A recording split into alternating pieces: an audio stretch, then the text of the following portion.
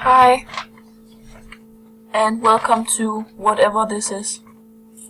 I'm going to talk about the movie Once Were Warriors, which was directed by Lee Tamahori in 1994. This movie focuses on Maori heritage, and it is set in New Zealand, because that is where the Maori come from. In the movie, we are introduced to a modern family who lives in a low-class environment, and this is a family. Wait a minute. Yeah, this is the family. The members of the family are Boogie, Jake, and Grace, Nick, and Beth. Yeah. Grace is the daughter of the family. She is a very good-hearted person. She is loving and caring, and all she wants to do is to take care of the family. And Nick, he is the oldest brother, and he doesn't like the family, or he wants to get as far away as possible from the family, and therefore he joins a gang, a Maori gang to get away from the family. And Boogie, he is the next oldest son, and he starts out by being on the streets, and he's actually a really good boy, but he gets caught, and then he gets sent to a youth home. And then there are two little siblings, a boy and a girl, and I don't know what they're called, yeah, they aren't as important as the other five people. Then there's Beth and Jake the Muss, who are the parents, and those are the ones that I'm gonna be focusing on the most. Beth. This is Beth. She is the mother of the family, and she struggles to keep her family together, and that is very hard. That is a very hard thing for her to do, because her husband Jake is a violent person, and he is abusive to her. And because of her disability to stand up against her husband, it is impossible for her to keep the respect of her teenage children. In the start, we see that she kind of loses her oldest son, Nick, to a Maori gang, and she also loses her next oldest son, Boogie, to the streets, or more specific, a youth home. Therefore, it's clear to see that she risks losing her children if she doesn't stand up and take control of herself. But she also risks her own life if she does stand up to herself. Another problem that she has is that she actually loves her husband, and she is trapped in the lifestyle that they have, and that they are living in. Her goal is to take control and stand up to herself and do whatever is best for her children.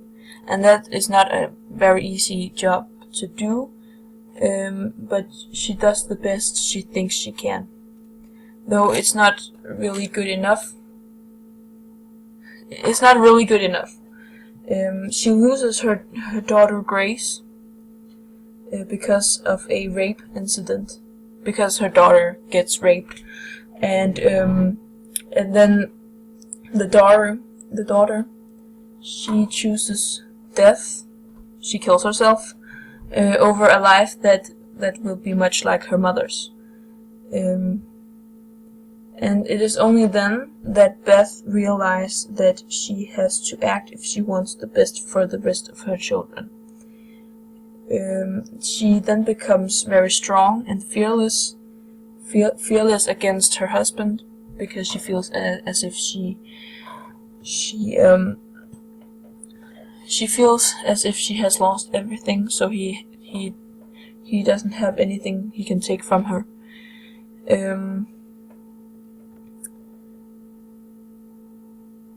So she finds the courage to stand up against him.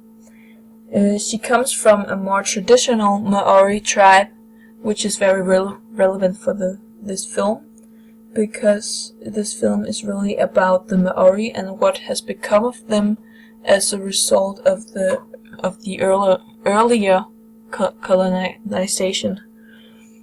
And Beth's relationship to her original Maori tribe is explained when Beth and her family, except the oldest son, goes to see Boogie at the youth home. And here we are told that Beth married her husband Jake out of love for him. Beth's family, however, did not approve of this marriage, and therefore this led to Beth leaving her family with a promise that she would never return. She turns back in the end, though,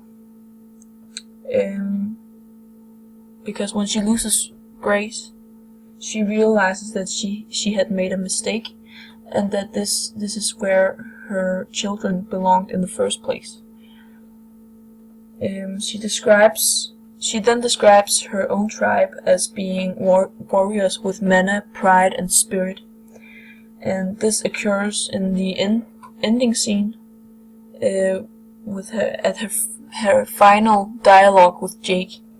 She says, "Our people once were warriors, but unlike you, Jake, they were people with mana, pride, people with spirit. If my spirit can survive with you for 18 years, then I can survive anything." Jake, he is the father of the family. He is called Jake the Muss, and that's because Jake the Muss means mess. It has the same meaning as mess, which actually makes a lot of sense because he is a huge mess.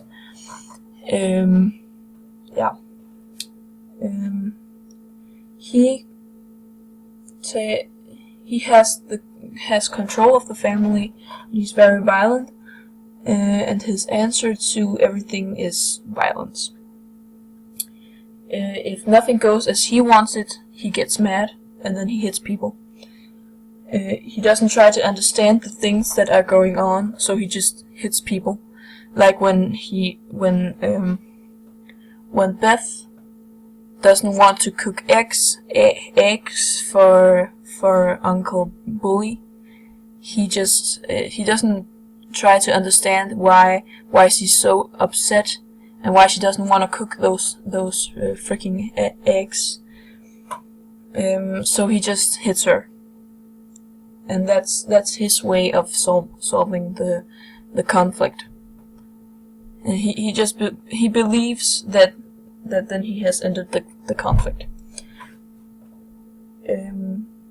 Unlike Beth's heritage, he comes from a line of slaves, and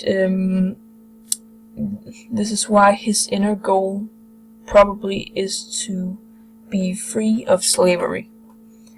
And this is also explained in the scene when they go to visit Boogie. Jake does not change through the film. He remains a victim, and he doesn't reach his goal. He also remains a slave to violence and alcoholism. And this is said by Beth in the dialogue between him and Beth before Grace's funeral. He seems more The only thing that is different about him is that he seems more pathetic in the end because of his inability to change. The title Once Were Warriors is actually very significant to the... it's very relevant to the film, because the film is about a modern family who has taken its distance from their roots. They were once warriors. Now they have given up, and now they have given up to drugs, alcohol, and violence. And they don't fight for themselves anymore. They don't fight for anything. They just take whatever is available, whatever they can take, whatever is there. But then when Grace dies, they start to fight again, and they become warriors. And there are a number of important themes in this story, such as drug abuse and alcoholism, and mainly domestic violence. Like Jake's acts are so horrible, and it's very hard to sympathize with him. And you, as an audience, you just sit there and think that he is basically just a pig. You feel like you have the answer to Beth's problem, but you also understand why she cannot leave him. You understand why it's not that easy. And this could as easily be any other family than this Maori family. So this movie actually provokes people to do something about domestic violence. Another theme is taking responsibility. Beth takes responsibility and starts doing something for herself, which makes her break the chains that she has and become once again a warrior. And the message of the film has a very important message, though, and that is that though you might come from people who had to struggle under slavery and others' oppression, you should never accept the fate others have decided for you. You have to take control. The message of the movie is for these people to keep the values that helped their ancestors survive slavery and oppression. Like when Beth says that her spirit helped her survive 18 years, the 18 years she spent with Jake. And when Boogie is asked after Grace's funeral if he wants to wear the traditional Maori tattooing on his face, and he then responds, "I wear mine on the inside." Yes.